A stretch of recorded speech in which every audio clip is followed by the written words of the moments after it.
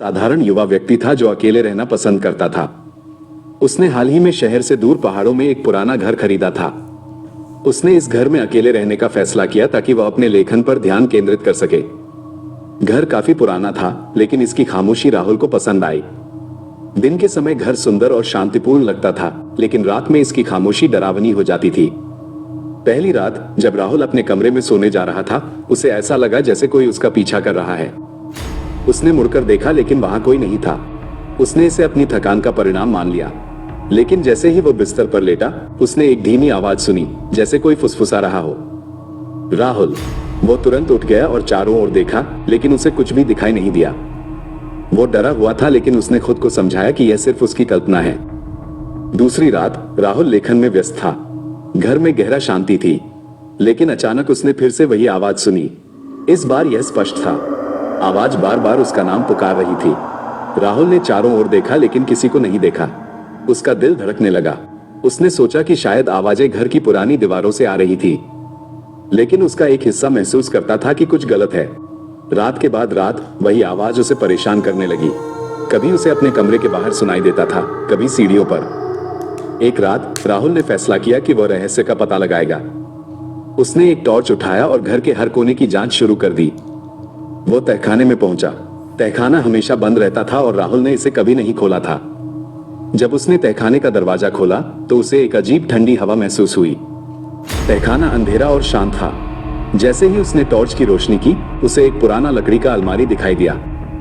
अलमारी बहुत पुरानी लग रही थी, मानो सदियों से छुआ ही नहीं गया हो। लेकिन इसे देखकर राहुल को एक अजीब खिंचाव महसूस हुआ।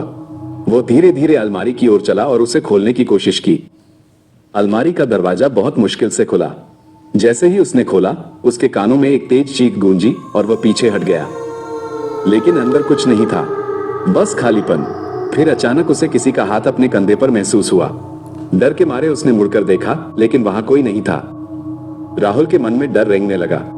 वो तुरंत तहखाने से अपने कमरे में भाग गया और दरवाजा बंद कर दिया। लेकिन आवाजें और भी तेज हो गई। वे फुसफुसाने से चीखे में बदल गए थे। राहुल पूरी रात नहीं सो सका।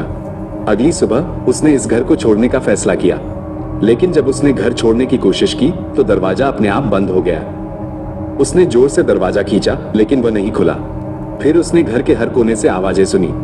वे उसका नाम पुकार रहे थे, उसे बुला रहे थे। राहुल अब पूरी तरह से भयभीत था।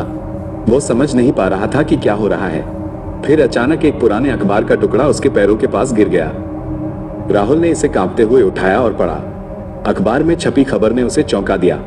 खबर में कहा गया था कि कई साल पहले इस घर में एक परिवार रहस्यमय तरीके से मर गया था और उनके शव कभी नहीं मिले।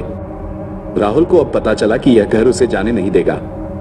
वे आत्माएं जो अधूरी थी, उसे अपने जैसा बनाना चाहती थी। उन आत्माओं की चीखें अब घर की दीवारों में स्पष्ट रूप से सुनाई दे रही थी। राहुल ने आखिरी बार दरवाजे की ओर देखा और पूरी ताकत से उसे खोलने की कोशिश की, लेकिन फिर उसकी आंखों में अंधेरा छा गया और वह वहीं बेहोश हो गया। जब पड़ोसियों ने सुबह घर का दरवाजा खोला तो उन्होंने राहुल को बेहोश पड़ा देखा, लेकिन जब उन्होंने उसे उठाने की कोशिश की तो उन्हें पता चला कि वह अब इस दुनिया में नहीं है। उसकी आंखें खुली थी और उसके चेहरे पर भयानक डर की छाया थी। उस घर की अधूरी आवाजें अब हमेशा के लिए चुप हो गई थी, क्योंकि उन्हें अपना नया साथी मिल गया था।